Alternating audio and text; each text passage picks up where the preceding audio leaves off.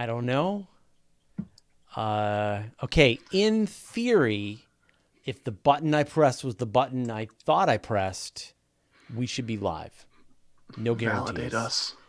But I see a screen over there that tells me that we're live. Beth, you asked if you were live, but you won't know. There we go. People are telling me that we're live. Yay, we did it. I mentioned this on Astronomy Cast. I actually think this new interface from YouTube, this improvement, is an improvement.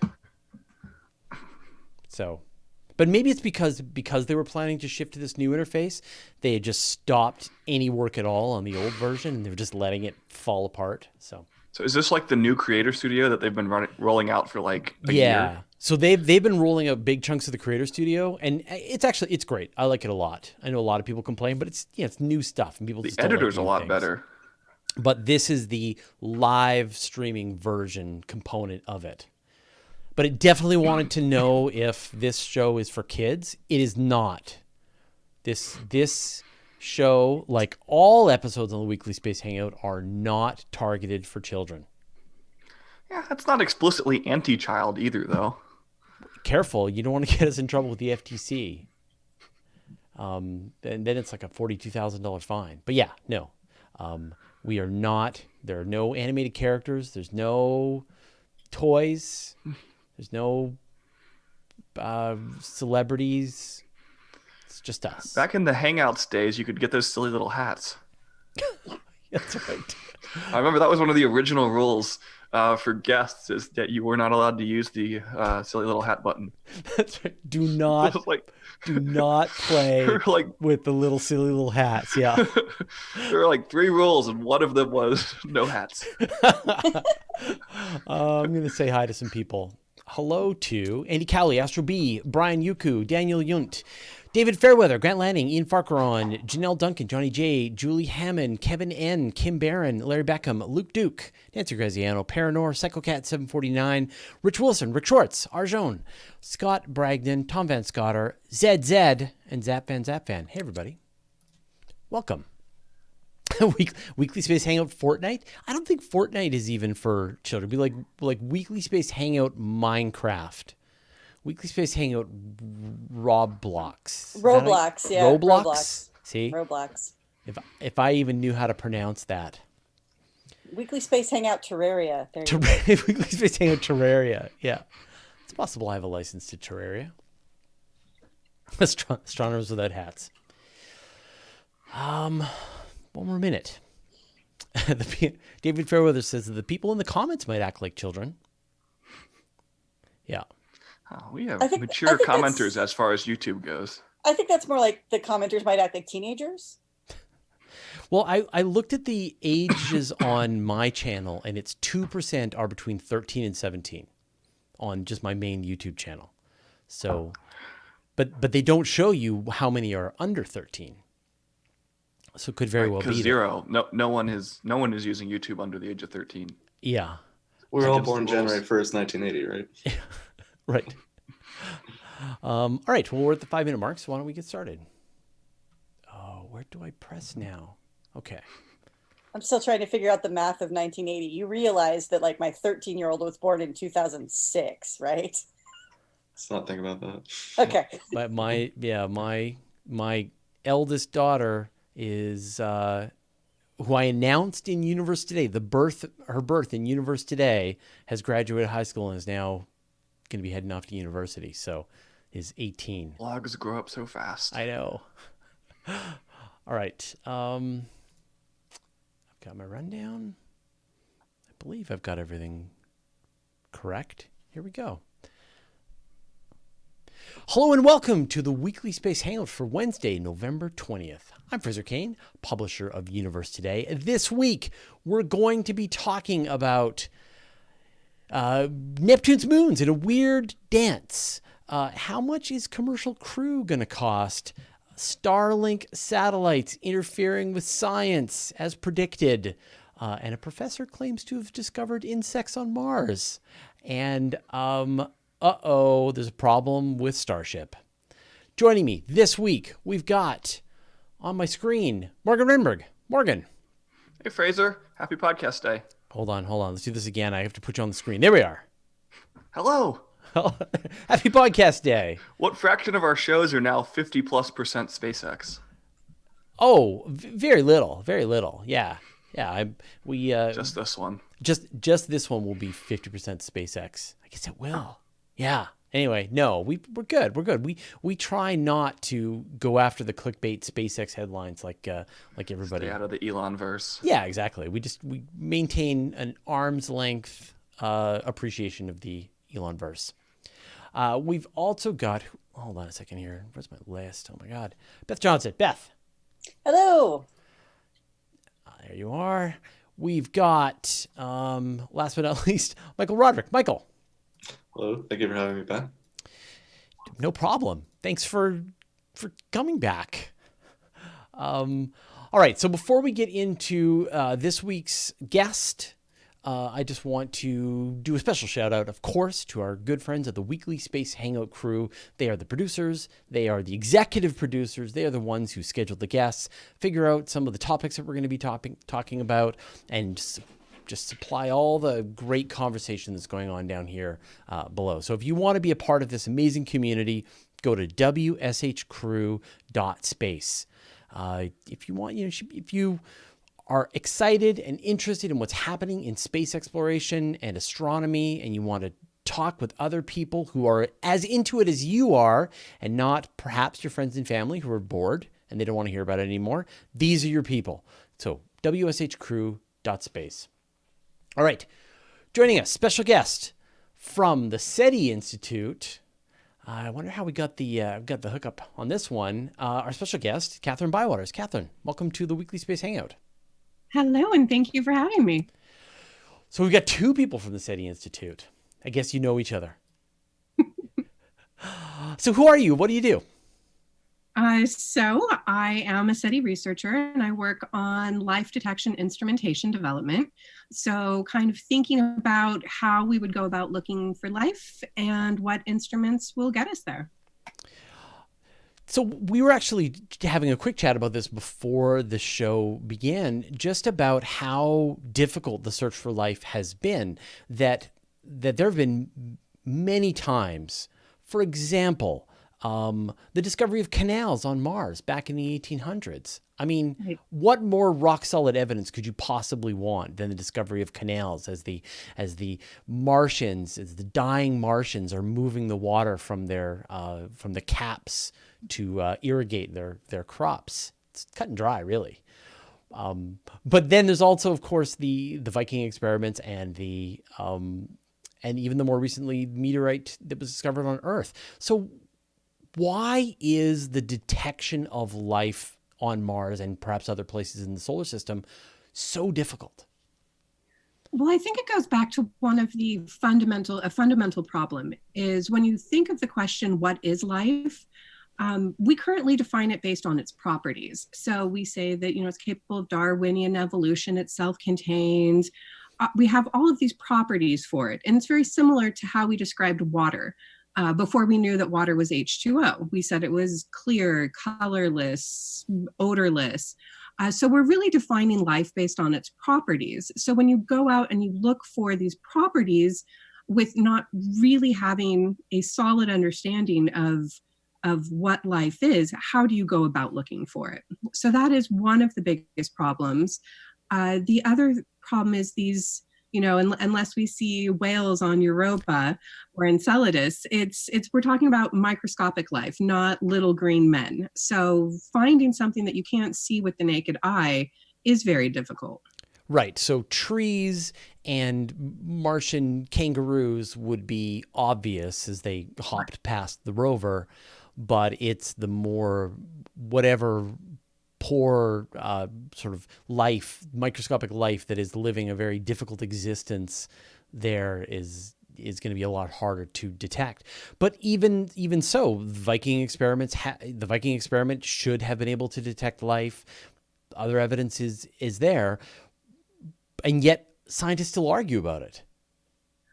Well, and that's one of the key things for missions moving forward, life detection mission moving forward, is going to be not to propose one instrument that will reveal the smoking gun, but rely on a suite of instruments that can look for lipids, amino acids, information polymers, maybe a microscope, different stains. So it's going to be a suite of instruments that really can help confirm and verify that we have found life when we do find it. The one instrument, it's very difficult to validate something if you just have a single observation. And so one of the reasons why I think that that with the Viking, like NASA's approach to finding life today is very much about the search for water, past water, existing water, and they've been very careful about it. You had Spirit and Opportunity, and then you had Curiosity, and then finally now you have the Mars 2020 rover, which is going to have some capability to search for past life and maybe present life. Why do you think that NASA has been so cautious about this? Well, in my opinion, it's billions of dollars are sunk into these missions, and you don't want to spend that much money and get a negative result. So if you do go and you don't find life, or you don't find that smoking gun, you're reporting a negative result, which nobody wants to do when you're spending that much money. So they've been very careful to deploy instruments that would give you some sort of other information. Chemical signatures let you know about the regolith, the geology, the chemical constituents of the regolith, so that you always have some sort of data that you can convey back to the public, and you can put that flag in it and say that it was a success. Right. So I think that's been one of the main drivers, and the main motivation is that if you're investing this much money, you really want to make sure that you have some sort of return on your investment. And I guess a false positive would be even worse. And that was sort of what happened with the Viking we don't know if it was a false positive. Some people think it was a false positive, but just the fact that people are still arguing tells you that wasn't necessarily the right approach. Right. And with the Viking, I love the Viking experiments because it really pushed the envelope, and they wanted to do it. They had an idea and it was crazy, and they went for it. And I absolutely love it.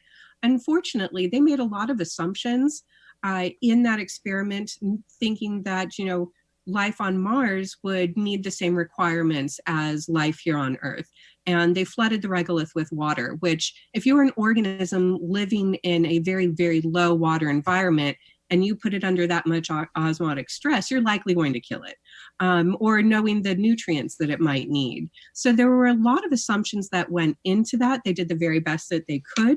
But that's what we're trying to avoid this time around, is really not assuming that we know what life would be like on another planet. And I think that at the same time, we're seeing other, what would have been considered smoking guns of life, things like, say, the detection of methane in the atmosphere, and even just this discovery just a couple of weeks ago about large levels of molecular oxygen at weird times and places through the seasons, to be things that could be formed by life. And yet now, as scientists do more research, they're finding, there are natural processes that could do this as well. Well, and I think that's largely contributed to the discovery of perchlorate, the concentrations of perchlorate on Mars. It was something that we weren't expecting, and it might not seem that exciting to most people, but it's pretty exciting because we don't have high levels of perchlorate in our soils here, except for at a couple of specific locations, and then mainly due to industrial processes. So that was something that we found that was unexpected. And so the Viking results can now possibly be contributed to the presence of perchlorates. There's a couple of good papers on that.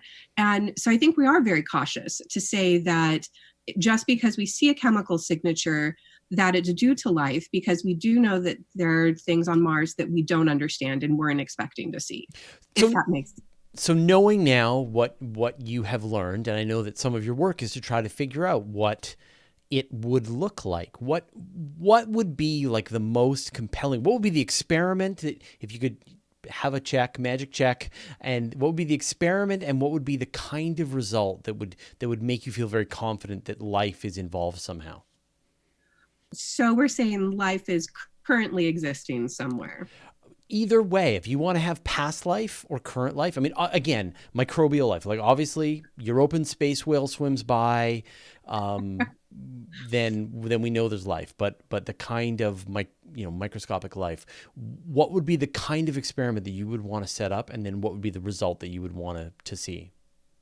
So if it was on a single mission and you had one time point, I would want to look actually for biosignatures and not necessarily for like a Viking experiment that needed metabolism, needed the organisms to actually be growing to see them. So looking for lipids. So lipids are what makes up the outer cell membrane, and it's a head group and then a long carbon tail.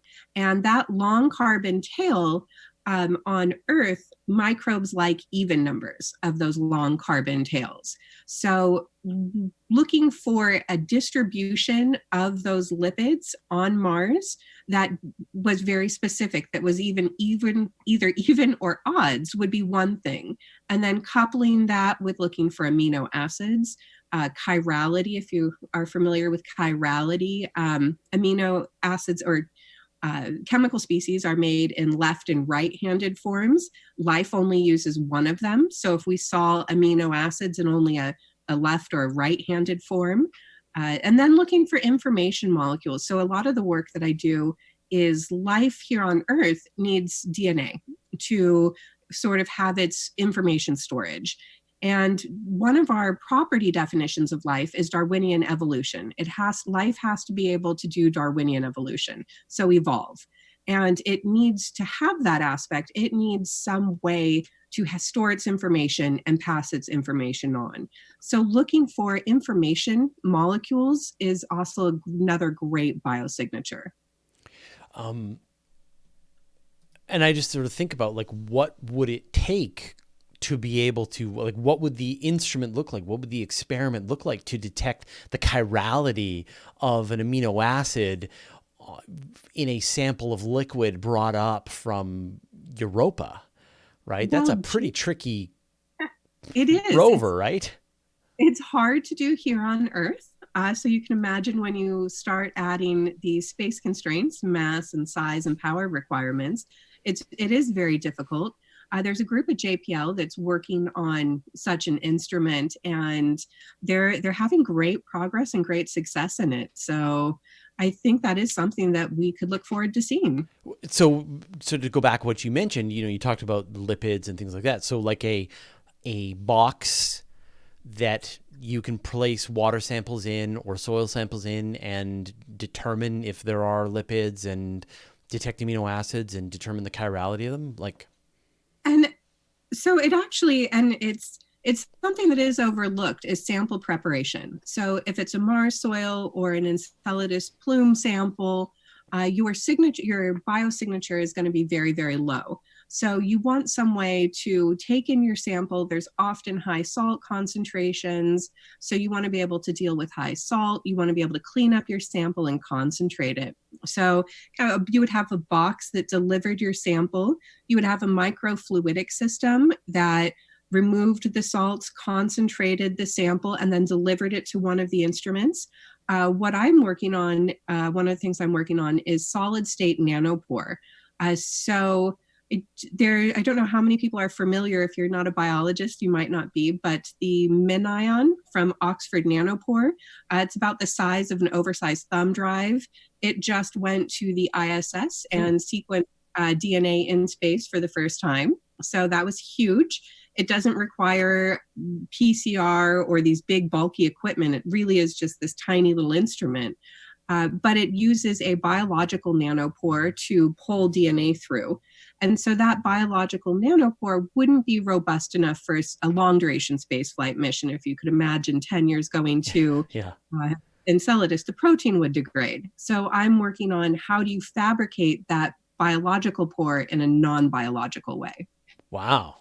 And so that you wouldn't have to keep that alive for the duration of that journey. You would be able to so it's almost like a blueprint that you would be checking against as you're testing out samples. Right. And what the great thing about the solid state nanopore, so DNA, the biological one is very specific for DNA and RNA and can only sequence DNA and RNA. But if life wasn't how we know it, but it still consisted of one of those long chain charged polymers, we would be able to look for that. We couldn't tell you what it was, but we would be able to say that we're seeing this signal that's an indicative of an information molecule. So how concerned are you about contamination, about you arriving, like we have a rover show up on Mars or on Europa, and everywhere it looks, all it sees is Earth-like cyanobacteria. What do you know? This stuff's everywhere across the solar system. I would say I'm not concerned with it being quite that ubiquitous, but if you are wanting to make the claim that you found life, you better be darn sure it's not contamination that you brought with you. So having blanks, having controls, I think there are ways that we can mitigate the contamination concern. So from my point of view, I'm not necessarily so concerned with contaminating the environment, which is a concern with a lot of people. I'm more concerned with the results and having false positive based on contamination. Right. You have to be very rigorous in cleaning and having controls. And if life was found, what would be the sort of first most interesting questions that you would like to figure out? Well, first, I would pop a bottle of champagne. Sure. Yeah. And celebrate. Yeah. I would. We all would. Yeah. Yeah. Yeah. You know, the most important scientific question that could possibly be asked, solved. Okay. Yes, there's life out there. Next. I would want to know if it came from our tree of life, right? Because if life evolved in one location, say on Mars or on Earth, and through planetary exchange, life kind of seeded throughout the solar system, that's great if we find that it can survive somewhere else. But I would really want to know if it's a different tree of life, if life arose on another planetary body all by itself. Because if that could happen, then you could imagine that it's going to happen everywhere in the universe. Right. Place your bets. The radio telescope discovery, the say like a James Webb or an aerial discovery of biosignatures in an atmosphere, or the microscopic discovery of life here in the solar system. Which one do you think comes first, or do you think we're alone? I don't think that we're alone. Go out on a limb and say that. Just if you look up at the night sky and you know that there's so many universes or galaxies and so many solar systems and so many planets. We now know there's just exoplanets everywhere that we look. And the formation of these solar systems happened under the same laws of physics that formed our solar system. So I don't think there's really anything special about the processes that developed Earth. So with that being said, then I don't see how life couldn't have arisen on other planetary surfaces. So that's just my own personal opinion. But I would say exoplanets and looking at atmospheric signatures. I think that's where I'd place my bet right now. Yeah. So but then that of course leads to a whole other question, which is just like, what is a biosignature and what is some chemical that's produced by volcanism or sunlight breaking apart molecules, and who knows, right? Right. Well, if we could develop technologies to see pigments, say chlorophyll, something like that, where you know that the process to form that is going to be so complex in nature that it's not going to arise abiotically. Right. Kathryn, thank you so much for taking the time to chat with us today here on the Weekly Space Hangout.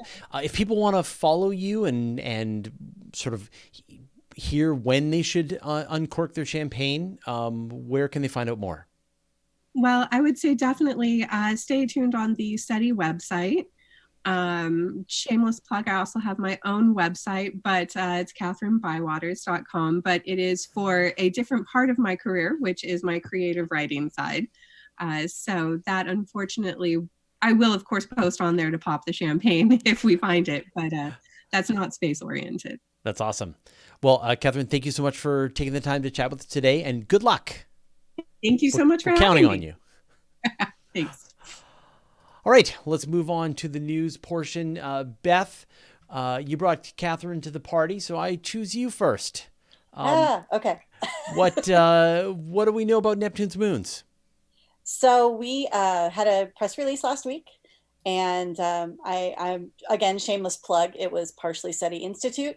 So a couple scientists from SETI and some from NASA JPL discovered using the Hubble Space Telescope that the two innermost and very tiny moons of Neptune, called Naiad and Thalassa, orbit in what they're using the phrase dance of avoidance because we have to have something catchy. Yeah. But basically they're orbiting about 1,100 miles apart from each other. So think about like the distance from San Diego to Seattle. And they're really close to each other, but they never get close enough to ram into each other. And it's kind of a very strange thing where, yeah, so you can see on the video that they're doing this weird kind of back and forth wobble with each other. And essentially what they think is that since it's a Naiad's orbit that is tilted, so and it's timed to pass at about 2,200 miles apart, and Naiad circles every 7 hours, and Thalassa takes 7.5 hours. So you get that zigzag pattern as Naiad goes up and down, and it's pretty fascinating. And so these two moons have worked out a way to never interact. Right. And it's keeping them stable, which is the stranger thing, because normally this would not be you wouldn't expect this to work as a stable orbit, but they think Naiad got kicked into sort of some tilted orbit by an earlier interaction, probably with other moons of Neptune, and somehow they've just found this really interesting resonance that we've never seen before. So it's pretty cool. Well, I mean, and that's what I was going to ask you in just a second was, we've never seen anything like this before. I mean, there's so many moons. There's moons around Saturn and moons around Jupiter, moons around Uranus and Neptune. We've seen other something kinds sort of resonance. similar to this at Saturn. So Saturn has a pair of moons called Janus and Epimetheus. They're sort of on the smaller side of medium, and they actually share an orbit. Their difference in distance from Saturn is smaller than their size. And so they ought to smack into one another, but they don't. Instead of changing up and down like we saw in that animation, Janus and Epimetheus actually switch positions radially every 4 years on January 21st. So you can mark your calendar every 4 years. They approach within a very small distance of one another, and then they switch positions radially to avoid hitting each other. And just like what we're seeing on Neptune, this is a stabilizing influence that has kept these two moons in a rather precarious orbit for a long time. And yet we don't see anything like this elsewhere in the solar system until now, where we see this neat thing happening at Neptune that is sort of shockingly similar. It's similar enough to get attention, and yet different enough to make people kind of go, wow, this is weird. But with all the moons that we have around Jupiter and Saturn, not seeing these things, now that we've seen two, I suspect we're going to start to see more as people look for them. And this is a press release coming from the SETI Institute. So how was the SETI Institute involved in this project? Well, our scientists, Mark Showalter and Robert French. Robert does a lot of computer simulations, I believe.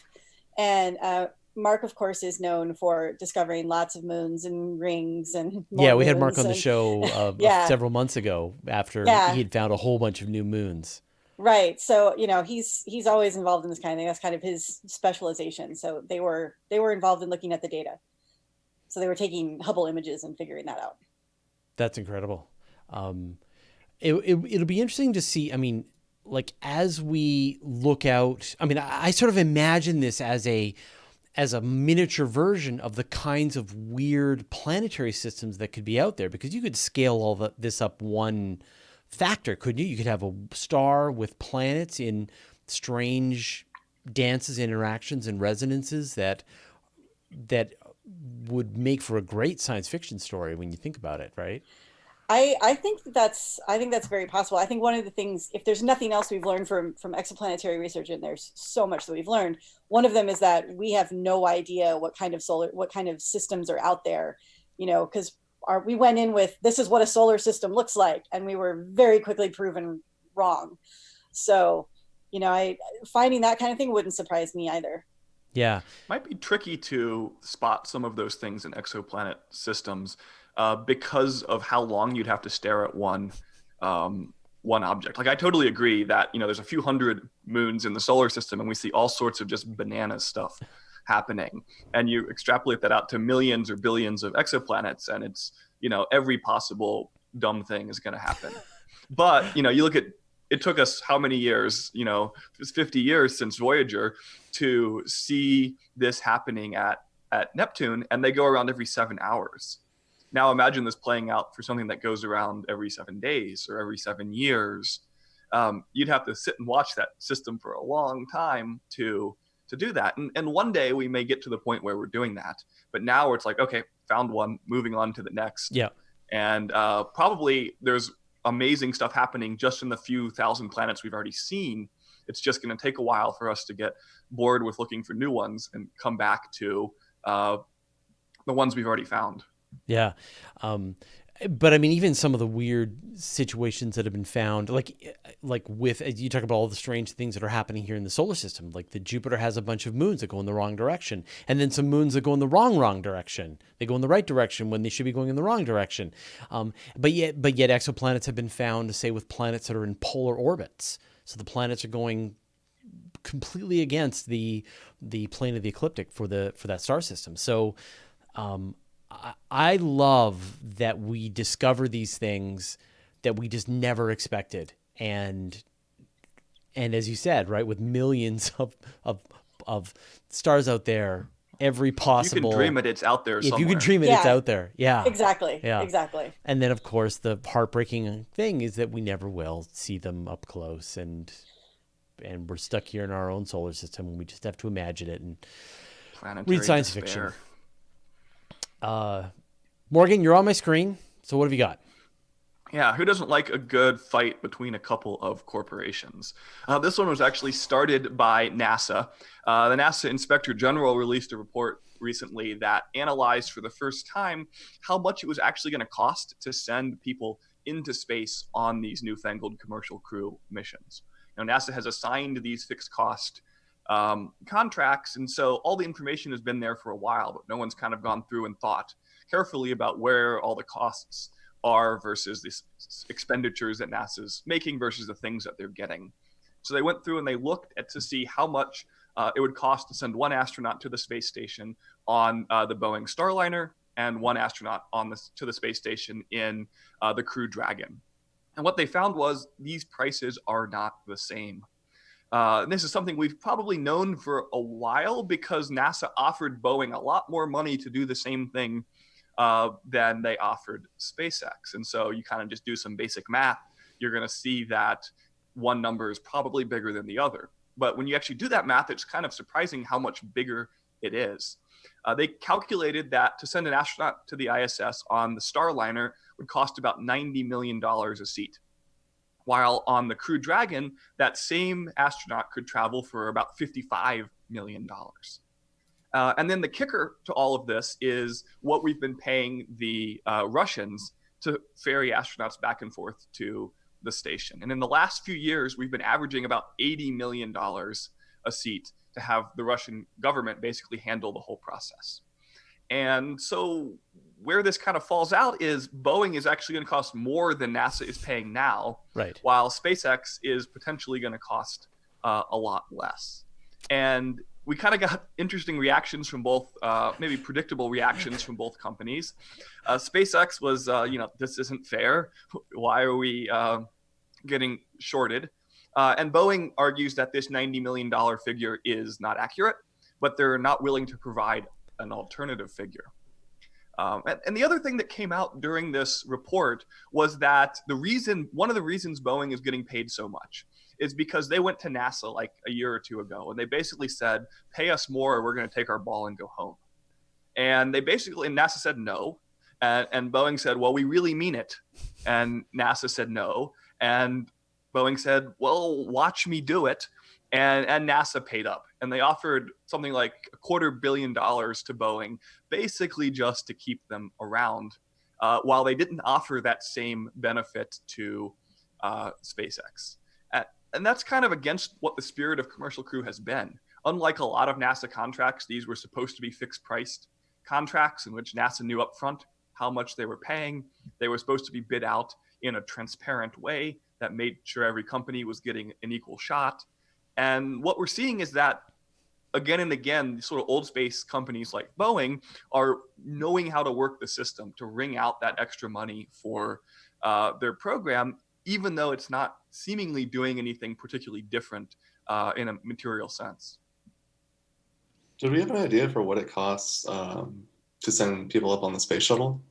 Like what that cost was? If I remember right, $500 million to $2 billion. It was I think $500 million to launch it empty. Yeah. And a lot more than that if you wanted to like put anything in it. Yeah. So if you've got 7 astronauts on board, you're looking at cheaper. you're looking at 110, 120 for say a $1 billion flight. So more, and the danger. Which now you got to bring a bunch of cargo with on the space shuttle, which is something that you're not getting from these other missions. But with the space station kind of being the hub now, you no longer have to send all that stuff up together.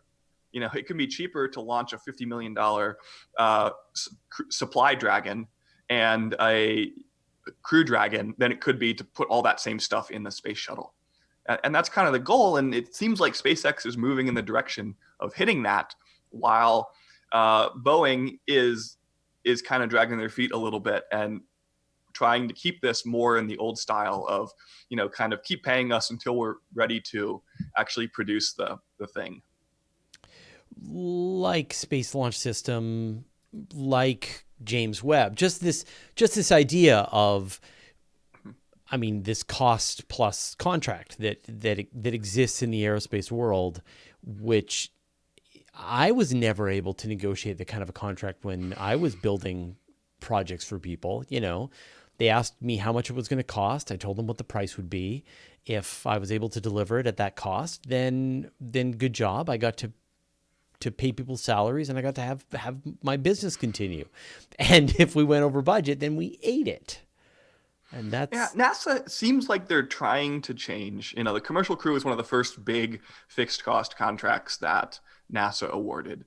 And now as we look forward to the various little projects that are adding up to be Artemis, a lot of those are being bid out as fixed cost accounting. And a lot of those are being offered to companies that haven't previously competed for these things, not just your big Raytheon, Boeing, Lockheed Martin contractors, but little companies that are offering to do little bits of the project for a fixed specific cost. Yeah, just today, I don't know if you saw, NASA announced all of the new companies that are going to be going to the moon. And you've got SpaceX, you got Blue Origin, and then you've got a couple of you've got Sierra Nevada, and then 2 companies that I had never heard of that are doing, one is Ceres and one, I forget the name of the other company. I apologize to these other companies.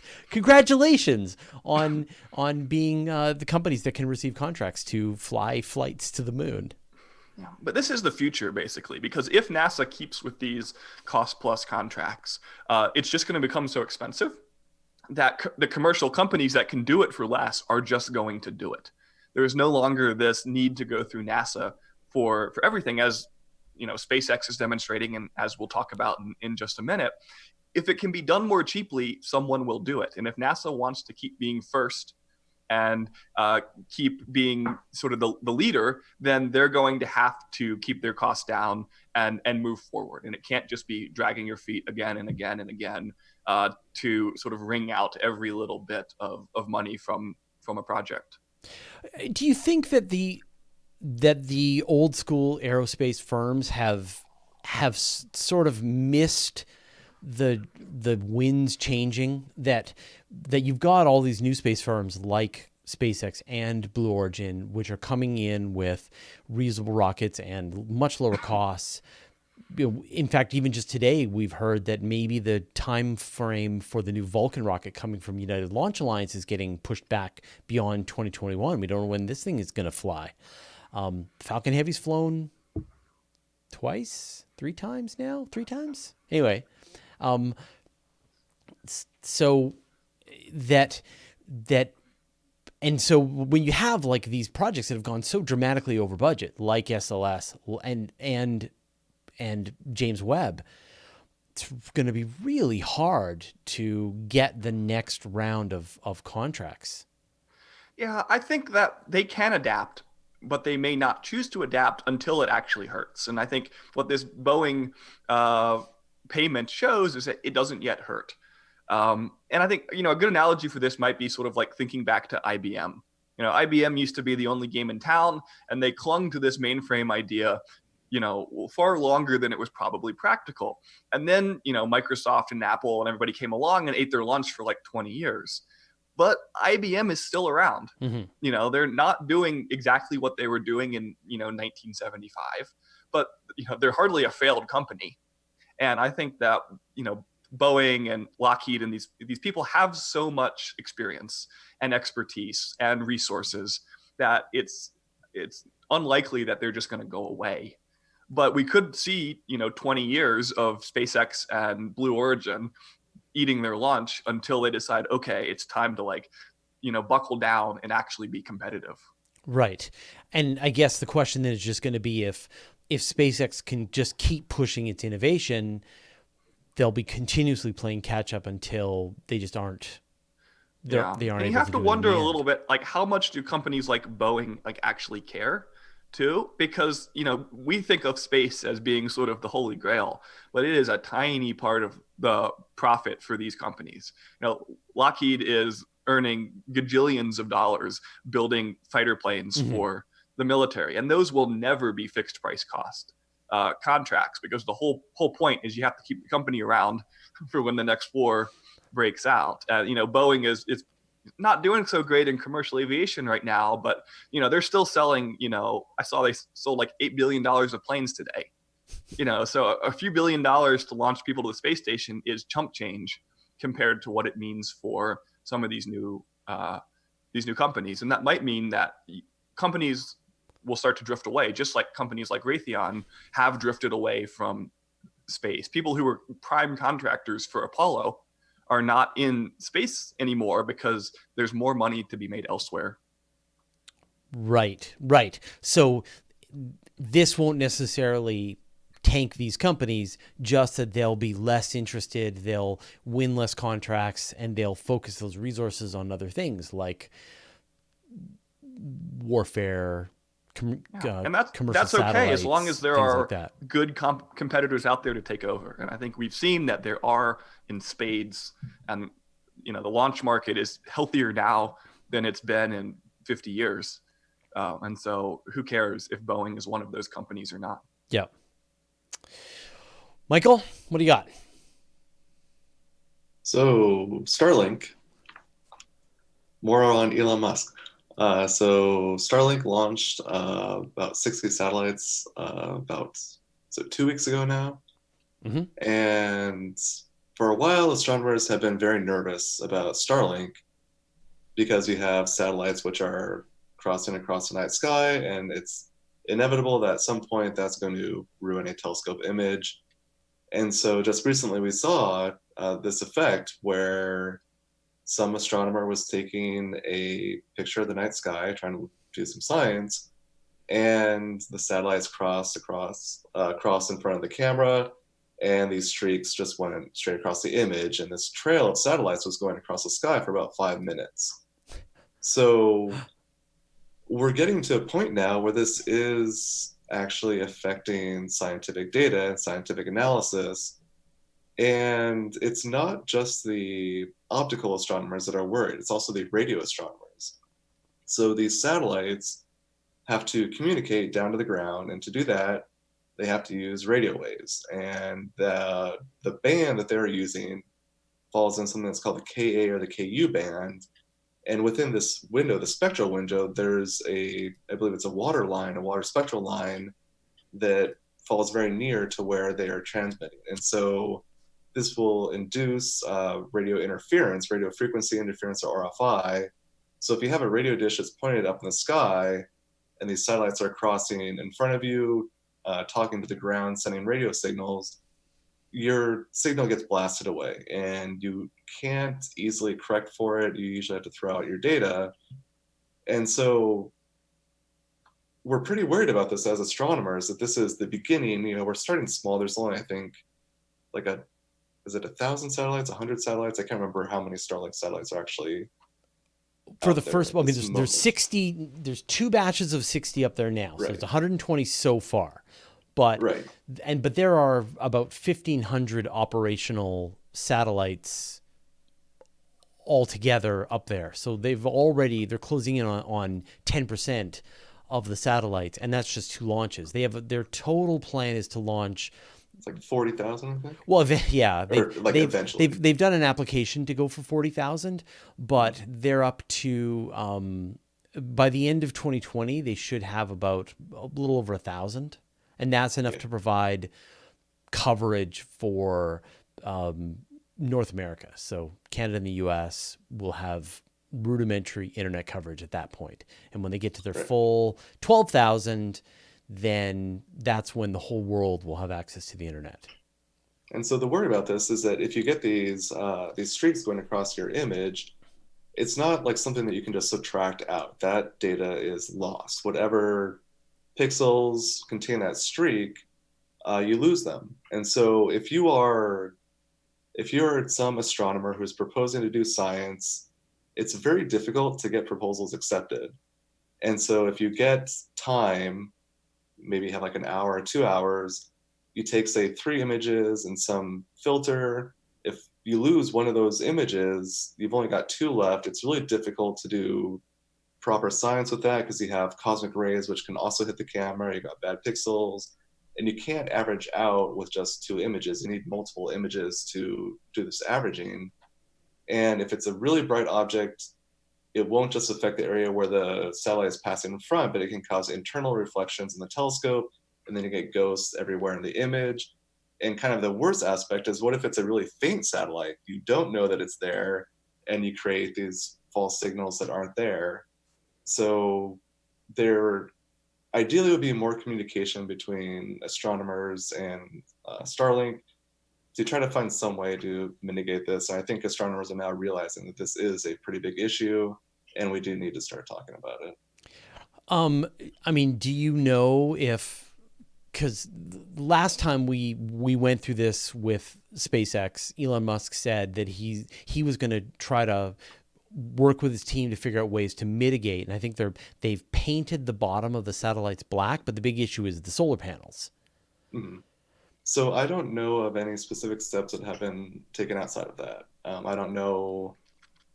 I don't believe that he has been in direct contact with like the AAS, the American Astronomical Society, on ways to start mitigating these. Yeah. I wonder how long you could run them off of a battery. And I wonder if a future version could include solar panels that can be folded or whatever, and then you could launch twice as many satellites, and each one, spends half their time with the panels open towards the sun, charging the battery, and then they close them, and the other half of the time it acts as a relay satellite. Like on the day side, like when it's in right, exactly, right, because you're not going to need them in the night side, and then you just cover them or fold them up or something. And try to minimize. That'll help out the optical astronomers. Radio astronomers are still screwed because they got to transmit, and there's not much that you can do about that. Yeah. But they'll transmit over pretty narrow bands, right? And so, I mean, Already, radio astronomers have to deal with all sorts of terrestrial radio sources. And so as long as you can like notch that out, it might not be the worst. Beth, what is the SETI Institute feeling about this? Do you know? Yeah, I haven't heard any conversations about it, so I think it's kind of been on an individual scientist level. Most of the feedback I've heard is not exactly positive. Yeah. I mean, it's just one more thing, right? That you've got light pollution, you've got clouds, you've got the moon, airplanes. I have pulled many of these things out of my images and had to work around them. And one more hazard is a problem. So I did some quick numbers here. So if we look at the LSST, the Large Synoptic Sky Telescope, Synoptic Survey Telescope, the most exciting telescope that is planning to be built. Yeah. Right. So if we assume that has funding at $473 million to 2022, that is supposed to run for 10 years. So if we assume that you're getting about 10 good hours per night, 95% success rate where you don't have clouds or any malfunctions, then the cost per minute is about $500. So it costs about $500 a minute then to run this telescope. If you're losing, maybe 5 exposures a night, $2,500 down. Like, can we start talking about a monetary value? Then can these companies start, giving us our money back that we? LSST is going to see so many too. Yeah, its field of view is so wide that it's going to see hundreds of these in every frame. There's no way you're not going to get a frame that has, isn't just full of them. Yeah. Yeah. Right. And so that's for LSST, it's kind of nice because it's taking repeated images of the same position. And so there you can probably average this stuff out, but it's for the individual astronomer, who just has a few hours to look at this one area of sky, that's going to suck if you lose all your data due to those satellites. But, the possibility of satellites flying through the field of view is a known problem that has happened for decades. I mean, astronomers have been aware, have pulled satellite trails out of their telescopes for a long time. So it's going to be using the mitigation strategies that they've already been doing. They're just going to have to do more of it. That's true. A lot more. So I think that, that's one of the things that we're starting to worry about is that there's going to be a lot more satellites than we had ever had to worry about. As you said, they're already basically pushing 10% of the satellites up there, and they're looking to basically double the number that's up there. Yes. So that's doubling the work that you're going to have to do to remove all of that from your data. No, they want to multiply it by a factor of 10. Well, I know, but I'm just talking about what you said for like the next. Yeah, for the next year, they want to double it, and then they'll multiply it by a factor of 10. And just because, taking one satellite streak is hard doesn't mean that taking 100 out is 100 times harder. Eventually you get to the point where no amount of mitigation will, be effective. And that's kind of the long-term run of this. And the question is, do we find solutions, whether they're political or technological before then, or are we going to have this period in which the satellites sort of do overwhelm telescopes? And then we're kind of stuck in this dark period for a while we try to figure out a longer term solution. Yeah. And I mean, the problem, of course, is that this challenge for astronomers, like I know a lot of people are really worried that we're going to lose the night sky, but it really looks like these ones, they're not bright enough for you to see them. Like even if you're in really dark skies and you've got really good eyes, you're not going to see them. You might see them on the horizon during dusk and dawn when they're more illuminated, but for most of the time, you're probably not going to see them that much, except when they're first launching. When they're first launching, they're actually quite bright, and you can see them. It's pretty cool, actually. But this is going to run headlong into the digital divide, the growing digital divide between the people who have lots of money and they're able to have a high-speed internet connection because they can pay for the broadband, and the half of the planet who has no access to the internet. And so we who do have access to the internet and are able to make our living, I make my living from the internet. I'm able to, and I wouldn't be able to do this job. I would be doing construction or something if I didn't have the internet, but I get to have this job because I have a ridiculously fast internet connection. And so over time, if there is no way to democratize access to the internet, then the rich are going to get richer and the poor are going to get poorer. And so I think that whatever conversation that needs to be had, I think it's really important to just always remember that access to the internet is now an absolute necessity for literally anything that you want to be able to do. And there are vast chunks of the planet that currently have no access to the internet. And if you want to give them access to the internet, it's cell towers, right? There's already 5 million. So it'll be more than 5 million to do that. It's going to be cables through sensitive marine environments. It's going to be digging trenches. It's going to be the EM radiation. It's going to be birds striking cell towers. It's going to be, right? Like, clearly this is a really complicated, challenging thing that is for the betterment of humanity and the betterment of science. And I really wish that more conversations had been had by all the parties involved to get to the bottom of this and come up with some compromises that everybody could work with. Because now you've just got SpaceX going full bore, launching satellites, and us, the rest of us, not being certain about what good things that's going to do for the planet. Well, and it's now become a fight basically between science and the SpaceX fandom. And that's, when you're trying to have a conversation about it, that's very frustrating. Well, I don't think we want to marginalize sort of what Fraser's saying, though, which is there is a sort of fundamental equity question here. And it's, as astronomers, we have to sort of be willing to confront the fact that the answer to this question of equity might be reducing the effectiveness of astronomy. Not forever. One day we'll have telescopes out there, but in the medium term, the right answer might be to make it harder to do radio science, to make it harder to do optical astronomy. But we have to go in with sort of open eyes on both sides and be dealing honestly about what the risks are in order to make that judgment. And I totally agree that right now that hasn't happened on either side. SpaceX threw this stuff out without any sort of consideration about what the impact might be, at least no publicly visible consideration. Yeah. But astronomers have reacted as if, this is the end times. And while it may pose a challenge for our particular interests and expertise, that's just one small part of a much larger consideration.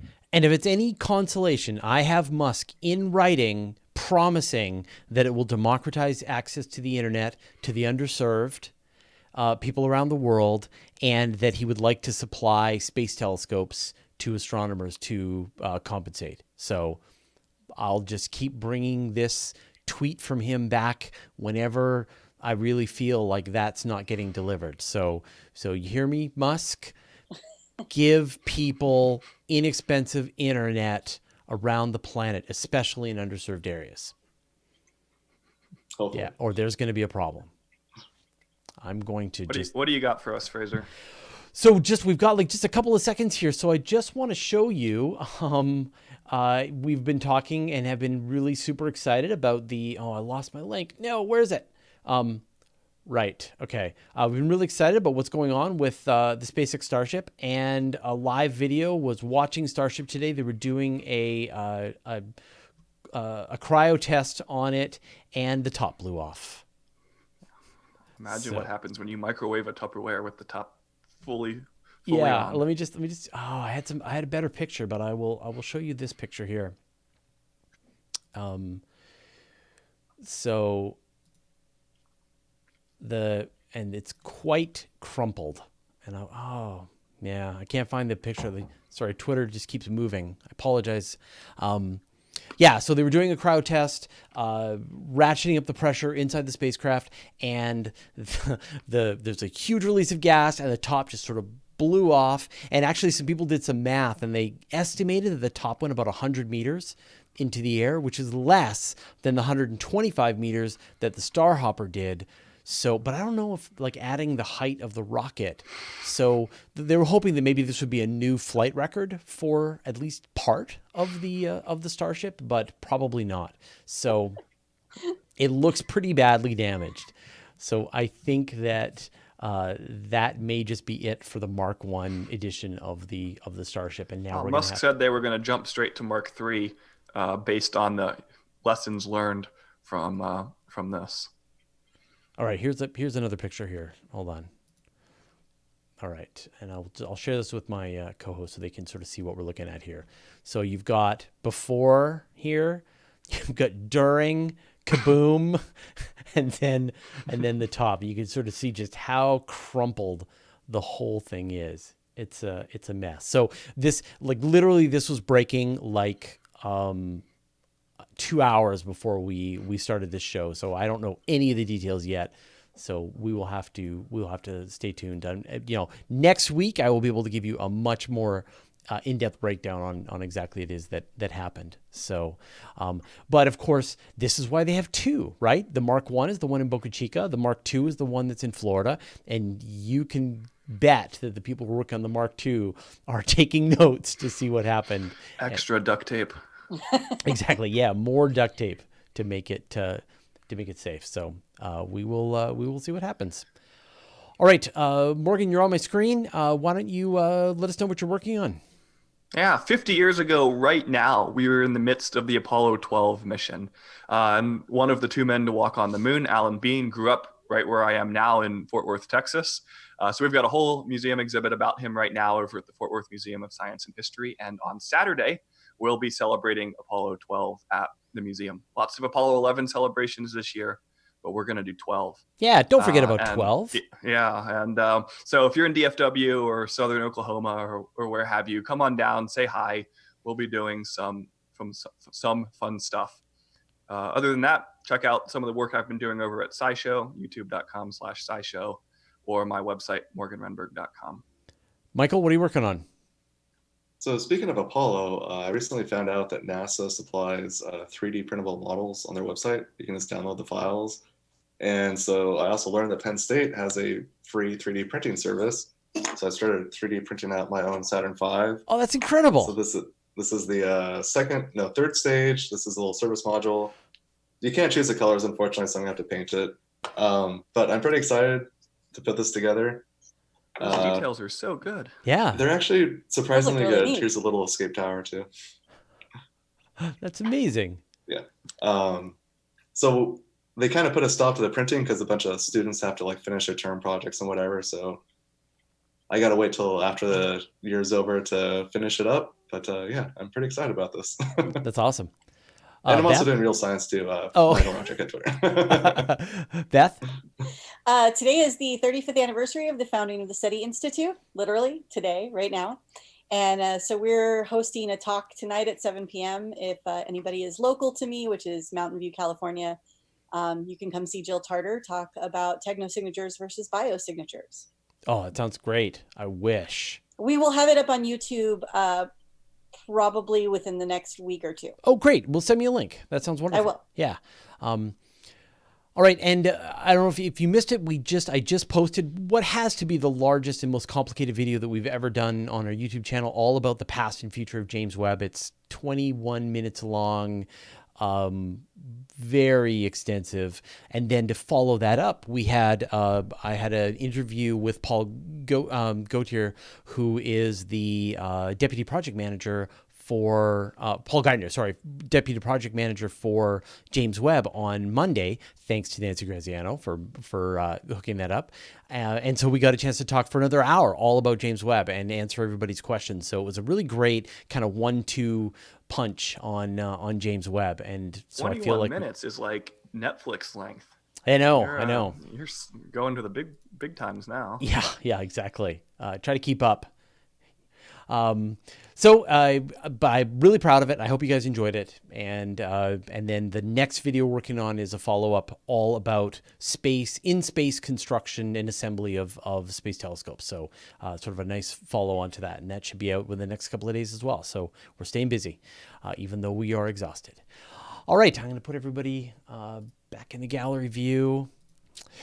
Big thank you, as always, to everybody watching us live and after the fact, listening to us on podcast edition. We really appreciate your viewership. Thanks to my co-hosts for joining me again, our special guest. Thanks to everyone at the Weekly Space Hangout crew for keeping us all organized. And we will see all of you next week.